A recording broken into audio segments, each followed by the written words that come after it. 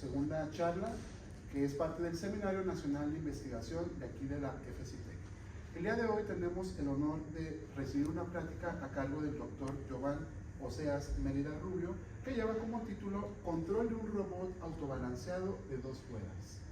Procedo a leer la semblanza del doctor Giovanni. Giovanni Oseas Mérida Rubio obtuvo el título de ingeniero en electrónica por parte del Instituto Tecnológico de Tijuana en el año 2007. El grado de maestro en ciencias en sistemas digitales por el Instituto Politécnico Nacional. Estudios realizados en el Centro de Investigación y Desarrollo de Tecnología Digital, CITERI. Y el doctorado en Comunicaciones y Electrónica por la Escuela Superior de Ingeniería Mecánica y Eléctrica, el ESIME del IPN, en el 2010 y 2015 respectivamente. Obtuvo el reconocimiento de segunda mejor tesis de doctorado en el área de energías renovables en el 25 Certamen Nacional de Tesis 2013-2015, otorgado por el Instituto de Investigaciones Eléctricas, Comisión Federal de Electricidad y el Consejo Nacional de Ciencia y Tecnología. Fue miembro del 31 Consejo General Consultivo del Instituto Politécnico Nacional correspondiente al ciclo escolar 2012-2013, fungiendo como consejero alumno del Centro de Investigación y Desarrollo en Tecnología Digital. Obtuvo el reconocimiento al mérito académico otorgado por el Instituto Tecnológico de Tijuana en 2007 por obtener el mejor promedio de la 21 generación de la Facultad de Ingeniería Electrónica. Obtuvo reconocimiento también como estudiante distinguido en el 2007, otorgado por el Honorable 27 Ayuntamiento Constitucional de Tijuana, Baja California, México, por destacar entre los universitarios de Tijuana como ejemplo de responsabilidad, compromiso social y excelencia académica. Cuenta además con 23 artículos publicados y 237 citas a sus artículos. Es autor de un libro, ha dirigido 5 proyectos de investigación y participado como investigador asociado en 10 proyectos de investigación. Asimismo, ha participado en más de 25 congresos internacionales y nacionales. Actualmente funge como profesor de carrera titular nivel P de tiempo completo para la Universidad Autónoma de Baja California, Campus Tijuana, aquí en la unidad académica Valle de las Palmas, adscrito a la Facultad de Ciencias de la Ingeniería y Tecnología, que es la FCTEC. Su línea de interés se centra en el área de control robusto e instrumentación, particularmente incluye control por modos deslizantes, control H infinito no lineal y aplicaciones en sistemas subactuados y electromecánicos, tal como turbinas de viento y robots. Así que recibamos con un fuerte aplauso al doctor Giovanni, por favor.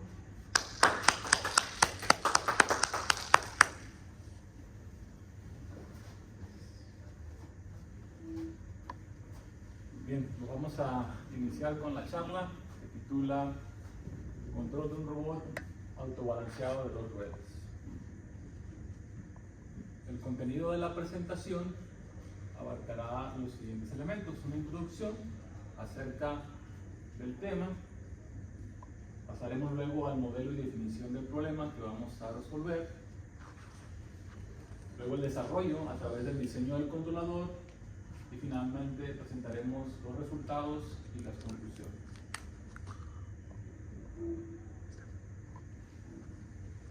Para iniciar vamos a tratar de responder a las siguientes preguntas.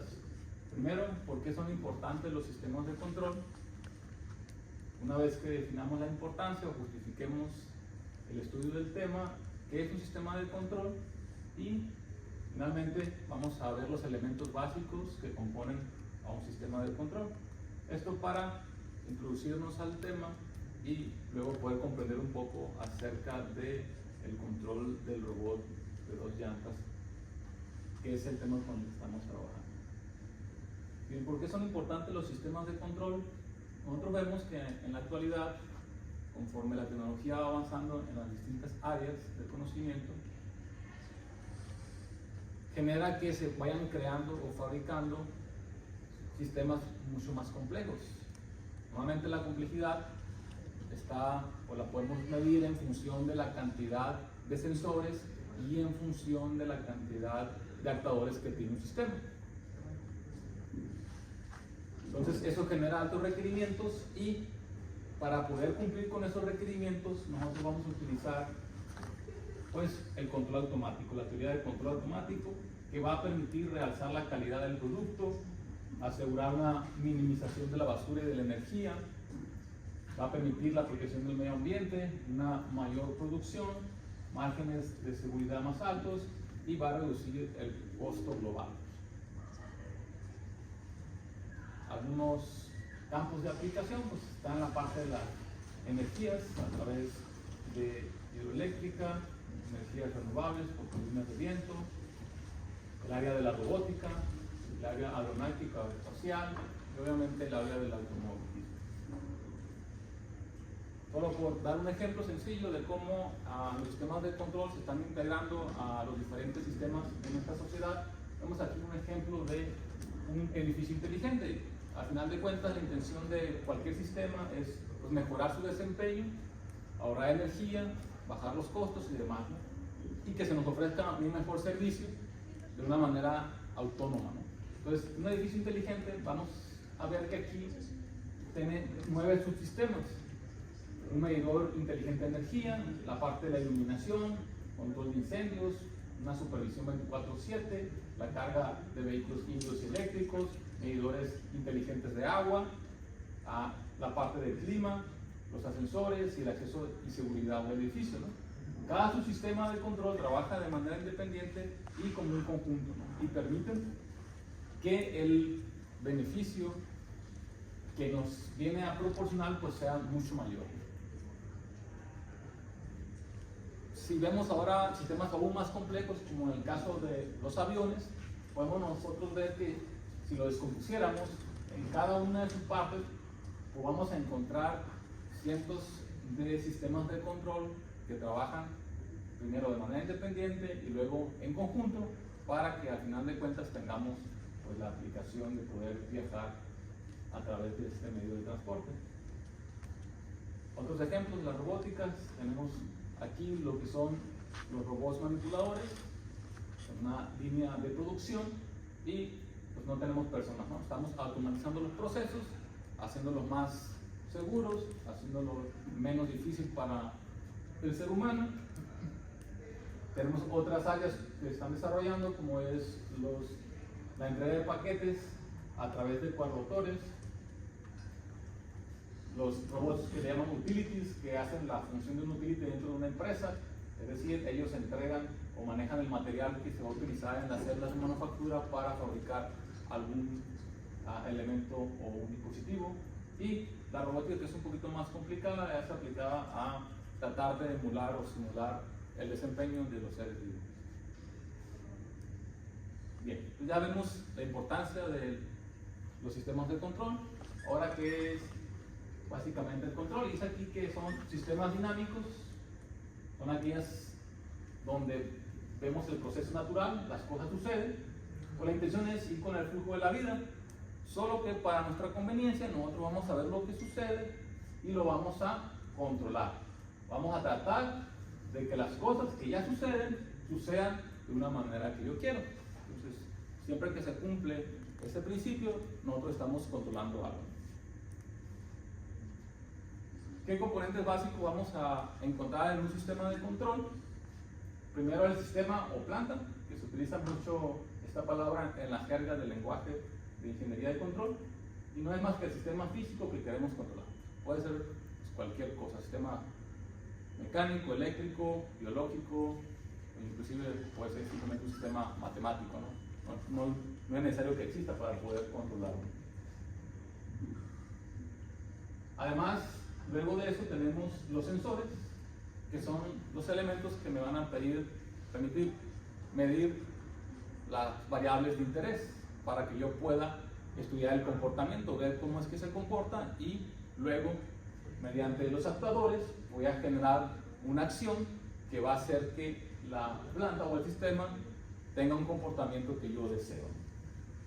¿Y quién es el que va a integrar a estos tres elementos y va a modificar el comportamiento? Va a ser el algoritmo de control, que normalmente es una estructura matemática que yo necesito diseñar. Un ejemplo simple acerca de un sistema sería, por ejemplo, una persona. La persona vamos a ver que tiene sensores, en este caso los ojos, tiene actuadores, que serían los músculos, y el cerebro, que le da la capacidad para combinar los sensores y los actuadores de una forma más inteligente y más eficaz, ¿no? Si yo tengo estos tres elementos y los tengo en su máximo rendimiento, lo que va a permitir es que yo pueda competir a un alto nivel.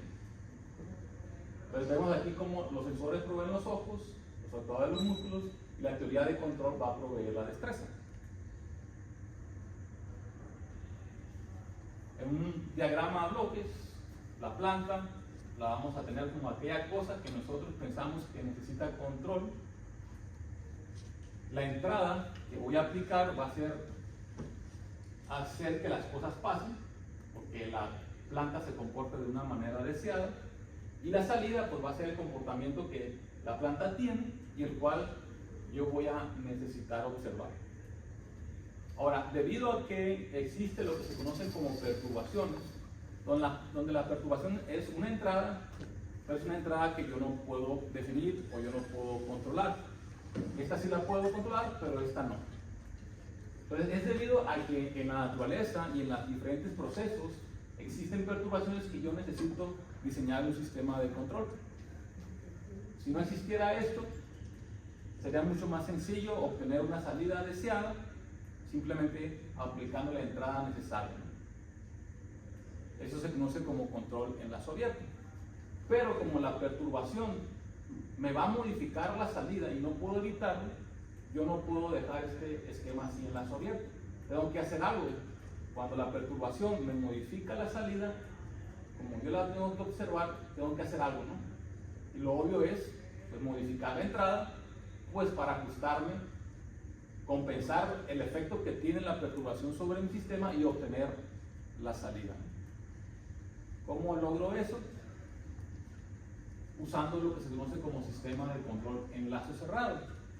Entonces tengo la planta, tengo esta perturbación, voy a medir la salida a través de un sensor. El sensor me va a dar cierta información de la salida y yo voy a comparar la salida medida con una referencia o con el valor que yo quiero que alcance la salida de mi planta.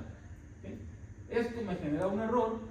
Obviamente, si el error es 0, implica que la salida es igual a la entrada y no tengo ningún problema. Pero si el error es diferente de 0, entonces esa información se la voy a pasar al controlador y el controlador va a generar una nueva señal de control que se la va a pasar a los músculos que van a hacer que se mueva la planta de la manera deseada. ¿Okay?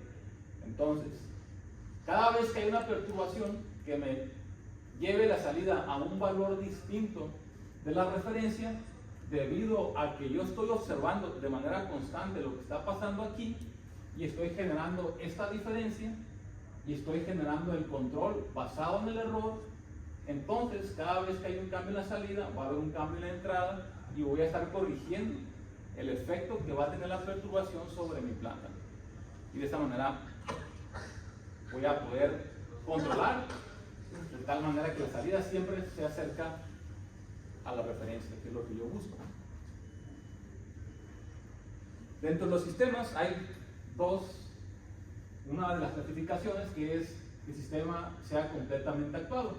Aquí tengo un robot manipulador de 3 grados de libertad, donde los grados de libertad se refiere a movimientos independientes, ¿no? Por ejemplo, nuestro brazo tiene por lo menos 3 grados de libertad. Del hombro al codo tengo un movimiento, ese es un grado de libertad. ¿Okay? Del codo a la muñeca tengo otro grado de libertad, ¿no? Note que yo puedo mover el codo aunque este no se mueva, o puedo mover esto aunque el codo no se mueva, ¿no? Son movimientos independientes, que están obviamente interconectados, pero son independientes, se lo puedo manejar de manera independiente. Y un tercer grado de libertad puede ser la muñeca, ¿no? ¿Okay? Puedo moverlo en un cierto ángulo. Bueno, este robot tiene precisamente esos 3 movimientos. El primer movimiento es el ángulo que lo denotamos aquí como Q1, y lo que hace esto es girar alrededor del eje Z, ¿no? El robot. Tengo ahora el eslabón L1 de aquí a aquí, que me genera este segundo ángulo, y tengo este tercer eslabón que me genera un tercer ángulo. Entonces tengo 3 grados de libertad. ¿Cuál sería la forma más sencilla para dar resolución? Pues al igual como mi brazo. En mi brazo yo puedo controlar de manera independiente cada uno de los movimientos porque tengo un músculo en cada uno de los eslabones. Entonces yo pongo un motor aquí abajo, pongo un motor aquí, pongo un motor aquí, y el problema lo puedo resolver de una manera más sencilla. Además, obviamente voy a hacer uso de computadora, tarjeta de adquisición y un lazo de control en lazo cerrado, similar al que teníamos en la parte de atrás. Existen los sistemas que se conocen como subactuados, es decir, que no están completamente actuados. ¿Y cuál es la diferencia con los que están completamente actuados? Pues que el número de entradas de control que tengo es menor a los grados de libertad del sistema. Aquí tenemos un ejemplo. Tengo un robot de 2 grados de libertad. Este sería mi primer movimiento, dado aquí por Q1, y este sería el segundo movimiento independiente, dado por Q2. Si yo pongo aquí un motor, entonces estoy actuando esta parte. Si yo no pongo aquí, ¿cuál sería lo más sencillo de hacer? Poner otro motor aquí y el problema sería más sencillo de resolver. Pero voy a suponer que yo no tengo dinero para comprarme un segundo motor. La pregunta es, ¿todavía tengo control sobre Q1 y Q2 haciendo solamente uso de un solo motor? La respuesta es que sí. Y el único problema va a ser que va a ser más complejo de poder controlar. Y también va a estar limitado, obviamente, la cantidad de movimientos que me va a poder dar. Ejemplos de sistemas subactuados, sobre todo en el área de educación, es el péndulo invertido sobre carro, donde yo lo que tengo de control únicamente es en la fuerza que puedo aplicar. Entonces tengo el movimiento sobre el eje X, es un movimiento independiente, y tengo el movimiento del ángulo θ, ¿okay? Que es este péndulo, que normalmente aquí la idea pues, es mantenerlo en la parte vertical de arriba. Este es lo mismo, solo que en vez de moverme sobre el eje X y ser un movimiento de traslación, tenemos un movimiento de rotación. ¿Okay? Entonces este gira alrededor, uno gira alrededor del eje Z, y aparte tengo el otro movimiento del péndulo. Pero solamente tengo una fuerza aplicada en el primer eslabón, aquí, un torque, un motor en esta posición, mientras que en esta otra no tengo.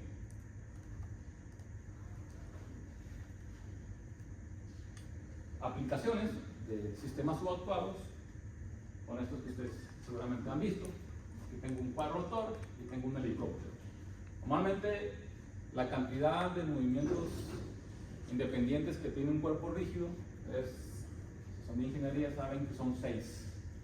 3 en el plano X, Y y Z, y 3 que son los ángulos, pitch, roll y wow. ¿Okay? Entonces, noten que si este cuerpo tiene 6 movimientos independientes y yo lo quisiera tener completamente actuado, necesitaría un motor para cada movimiento. Ustedes ven que aquí nada más tenemos 4 motores, y a pesar de eso, él se mueve en el espacio de los 6. ¿Okay? Y no se diga este solamente no tiene normalmente dos motores, uno acá atrás y uno aquí arriba. Y a pesar de eso, el controlador, que sería el piloto, con bastante habilidad, es capaz de maniobrarlo en 6 grados. Entonces son ejemplos de sistemas subactuados. ¿Qué ventajas tienen? Pues tamaño más reducido, menor costo. Desventaja va a ser entonces el precio, ¿no? Las aplicaciones otras son el cohete y un robo bípedo. Aquí tengo un cohete, noten que pues yo quiero mantener cierto ángulo θ para llegar a cierta posición, y tengo una sola entrada. La entrada es el empuje que me da aquí esta tobera, ¿sí? Entonces, mediante el control de este ángulo que yo puedo estar modificando, debo de controlar además también este otro ángulo, ¿no? Para llevar una posición. Entonces son 2 grados de libertad y solamente tengo una entrada. El robot bípedo es lo mismo, tengo 2 ángulos para cada una de las piernas y solo voy a tener un actuador. otra aplicación que es básicamente la que nosotros vamos a abordar aquí, es el péndulo invertido con llantas, son dos llantas. Este péndulo voy a tratar de mantener la posición vertical mientras hago movimientos, mientras me traslado, ¿no? Aquí en la figura 8 pues vemos los diferentes ángulos que tiene. Tenemos el roll, el yaw, el pitch, que son los tres. Y aparte pues este también se puede mover en X, Y, Z, que tenemos los 6 grados de libertad, pero en este caso solamente tenemos dos actuadores, uno aquí y otro acá, uno en cada llanta, ¿no? Entonces es un sistema subactuado. Bien, entonces ventaja de los sistemas actuados: menor número de actuadores. Al tener menor número de componentes, obviamente reduzco la posibilidad de fallos, reduzco el peso y las dimensiones y obviamente reduzco el costo. Son razones como para implementar el estudio y la aplicación de ese tipo de sistema. Bien. Ahora sí, el problema que nosotros vamos a resolver es la estabilización del robot de dos ruedas en su posición invertida inestable, en la parte de aquí de arriba. Es el problema muy similar al problema de la escoba cuando éramos niños, creo que todos lo hemos hecho, ¿no? O sea, agarramos la escoba y tratamos de mantener una posición vertical de arriba. El objetivo entonces es resolver el problema de estabilización en la posición invertida inestable del modelo del robot de dos ruedas mediante el diseño de un algoritmo de control óptico. Bien, lo que vamos a hacer, vamos a obtener primero un modelo matemático que me describa el comportamiento de la planta o del sistema físico. Y luego vamos a definir el problema en términos del control que vamos a utilizar.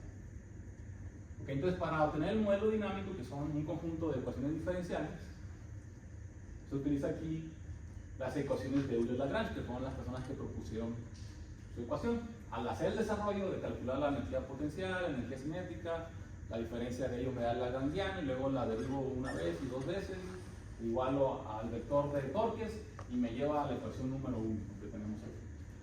Estas ecuaciones están basadas obviamente en la dinámica que podemos ver aquí en las convenciones de este modelo, donde tengo un movimiento en Z, en X y Y, obviamente los tres puntos, pero además tengo el ángulo gamma, que va a ser el ángulo del péndulo, el que básicamente quiero mantener aquí arriba.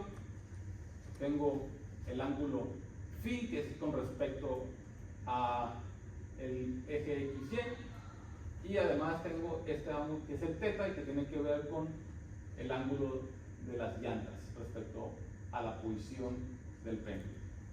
Entonces, para cada uno de esos tres elementos yo genero una ecuación diferencial para poder obtener la dinámica del sistema. Entonces tengo el ángulo pitch, que es, a final de cuentas, este es el más importante de todos, porque es el que voy a buscar mantener arriba, mientras genero un movimiento. Pero para lograr eso, pues tengo que conocer el ángulo de las llantas y el ángulo también con respecto a mi plano cartesiano.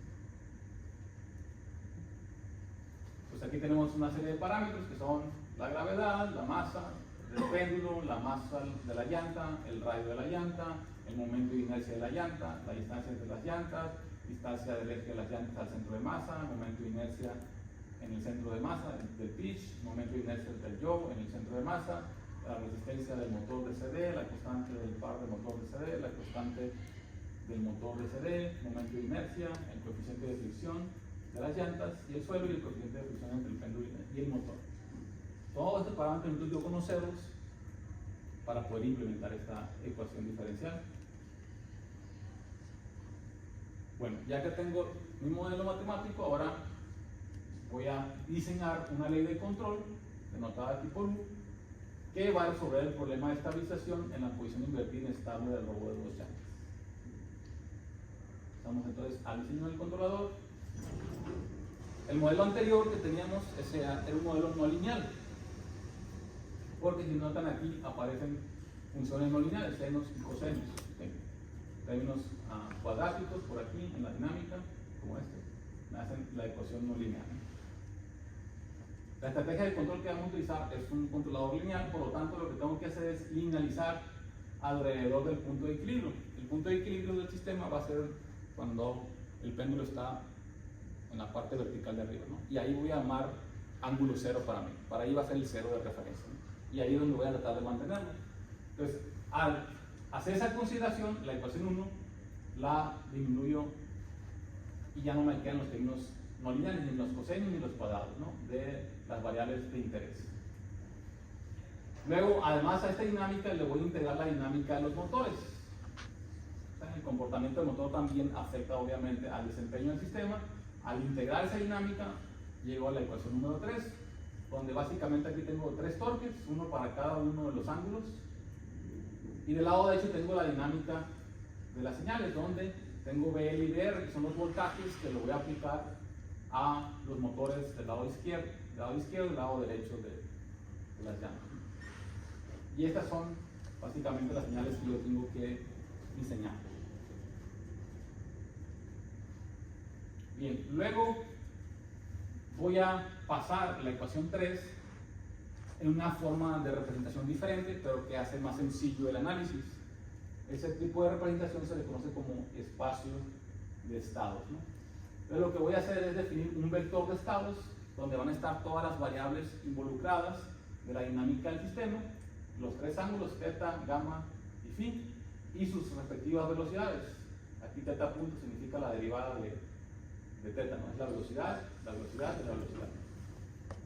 Y el vector de control, la U, que necesito diseñar, que son los voltajes sobre las llantas izquierda y derecha, ¿no?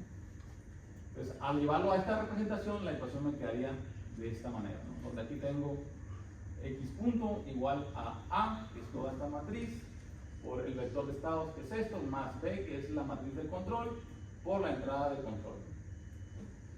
Y recuerden que lo que yo voy a diseñar es esta U. La ecuación que tenemos aquí, y igual a cx, me indica qué es lo que yo necesito medir para poder controlar la planta. En este caso voy a suponer que puedo medir todos los estados, por eso la matriz C queda definida de esta manera. Si yo multiplico C por X, pues me va a quedar básicamente todos estos elementos a la salida.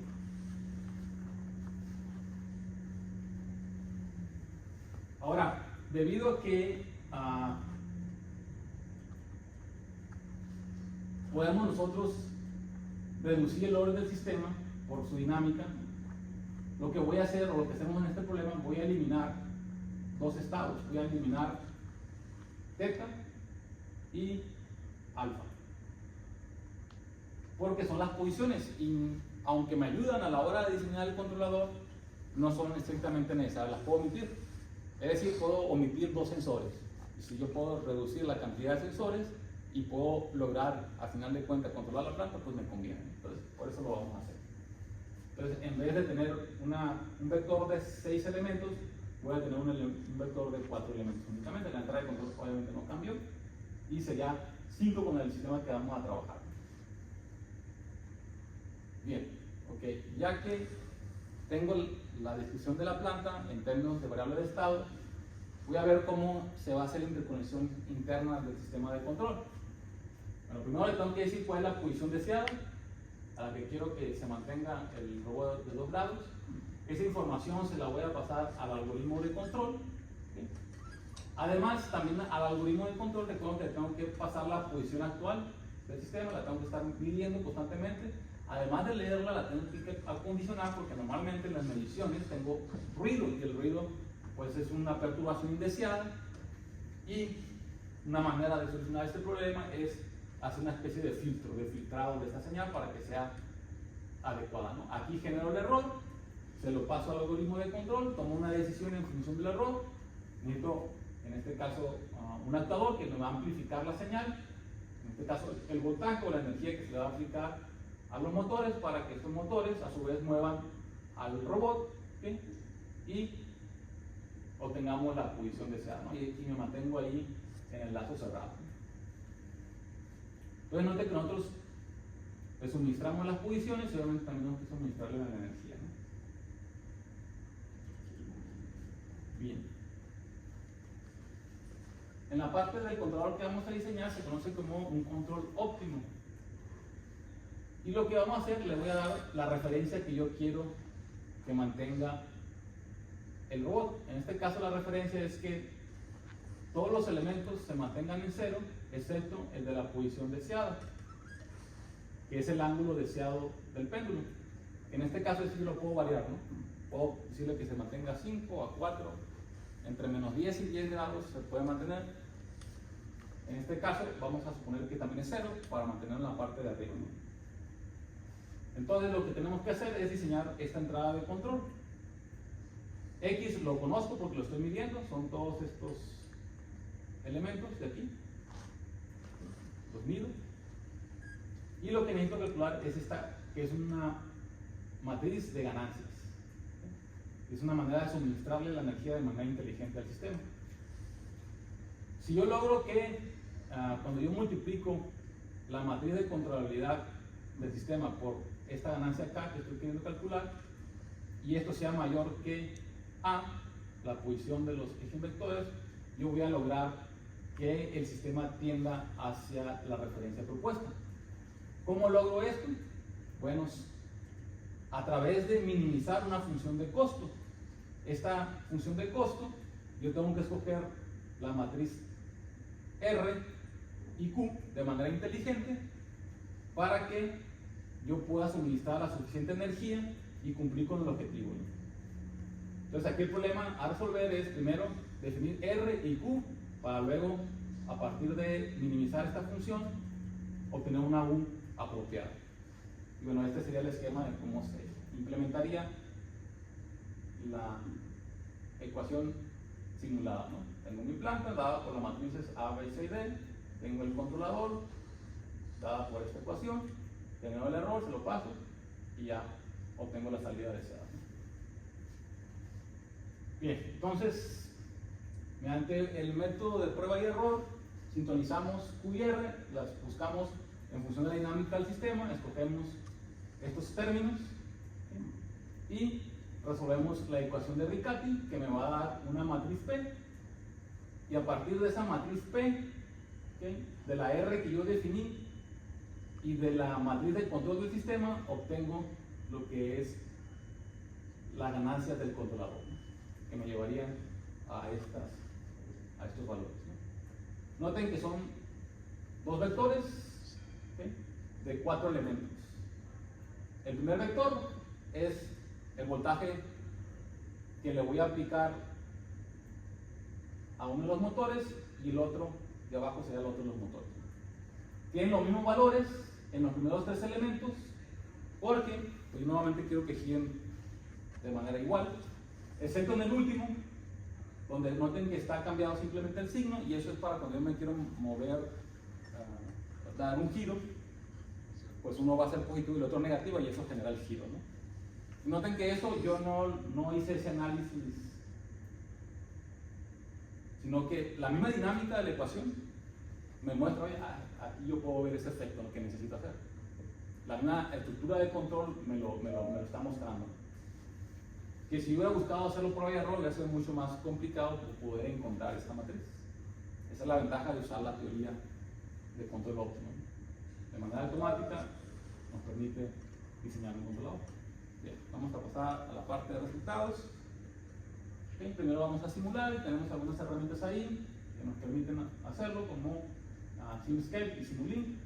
Voy a tener mi planta, voy a tener la referencia, voy a tener el controlador, voy a hacer la retroalimentación.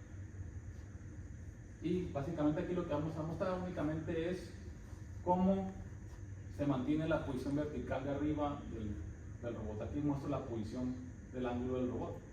¿Ven? Que en un principio la condición inicial que le pusimos es de 1 grado, aquí está en radianes. Noten que el controlador rápidamente, en menos de 2 segundos, ya lo mantiene en la posición de arriba. Esto es simulado. Aquí en la simulación no se toma en cuenta el ruido, de las mediciones de los sensores, todo es perfecto, ¿no? Está muy bonita la señal. Llegó, se quedó ahí, no hay ningún problema. En la vida real vamos a ver que eso no es así. Entonces vamos a pasar ahora cómo hago la implementación de ese controlador, ¿no? Bueno, primero necesito la planta. Noten que aquí la planta pues básicamente es una plataforma. Tenemos dos llantas que están conectadas a dos motores de corriente directa que tienen encoders. Los encoders son los sensores que me van a permitir medir la posición o la velocidad de las ruedas. ¿Sí? Además, yo necesito una tarjeta de adquisición de datos. Esta tarjeta de adquisición va a leer la información de los sensores que me da el sistema, y esa información se la voy a pasar de alguna manera a la computadora, porque en la computadora voy a diseñar el algoritmo de control. ¿Sí? Y además ocupo actuadores, que es una fuente de potencia, porque es voltaje, entonces ocupo una fuente de voltaje para alimentar eso. Entonces tenemos la planta, los sensores, la parte del actuador y el algoritmo de control. Obviamente, con el desarrollo de la tecnología puedo integrar todo eso de una manera más sencilla, ¿no? Y aquí yo ya tengo la tarjeta de adquisición montada, tengo la fuente de voltaje en la planta, entonces todo se genera directamente de aquí. Entonces yo tengo que bajar esa información del diseño del controlador a la planta en un lenguaje que la tarjeta de adquisición y el microprocesador que están aquí entiendan. En este caso manejamos Arduino para hacer esa información. Entonces todo es de manera automática. Ahora vamos a ver cómo se comporta en este caso nuestra planta cuando implementamos el controlador que diseñamos ahorita, ¿no? Recuerden, ahorita aquí el problema es regulación. Quiero que se mantenga paradito. Ese es el único problema que quiero yo resolver, ¿no?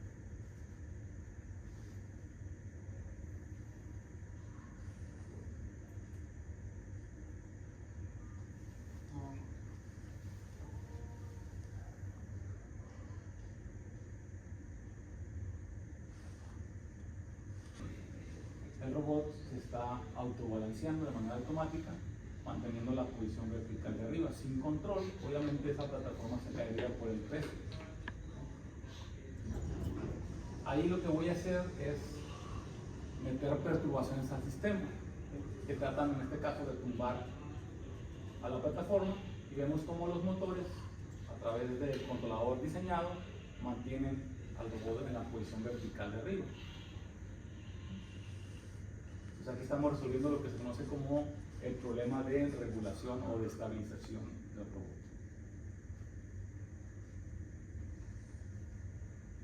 Nosotros podemos expandir esa misma idea del controlador a otros problemas, que sería, por ejemplo, el problema de seguimiento, o inclusive podemos resolver el problema de exploración. En este caso, en el video que está ejecutándose, el robot está explorando la zona, ¿sí? Y cuando encuentra un obstáculo, noten que lo que hace es evitarlo, ¿no? Y sigue explorando, sigue resolviendo el problema de regulación, porque mientras se está moviendo, sigue manteniendo la posición vertical de arriba, pero además pues sigue, en este caso, una búsqueda de camino, ¿no?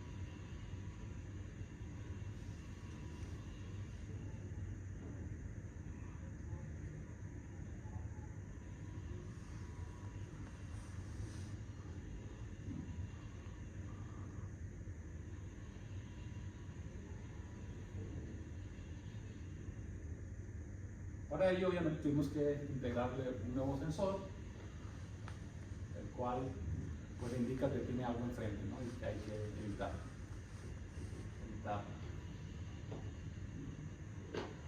Otra posibilidad es de que te siga. Ahí en este caso, mientras yo pongo la cámara, él detecta ese objeto que está alrededor de 20-30 centímetros y me sigue hacia donde yo vaya, ¿no?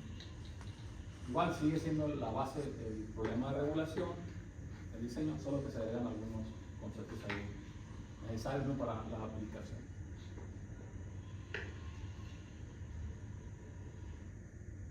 Bien.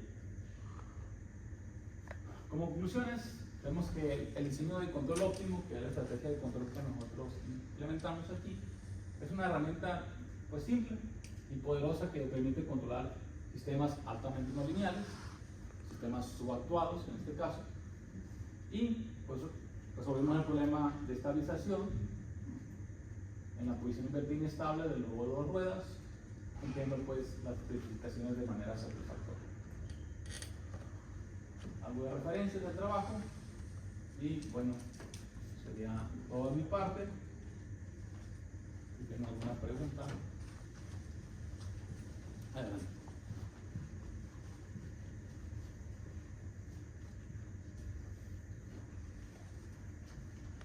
Ok, démosle un fuerte aplauso por favor al doctor Jovan.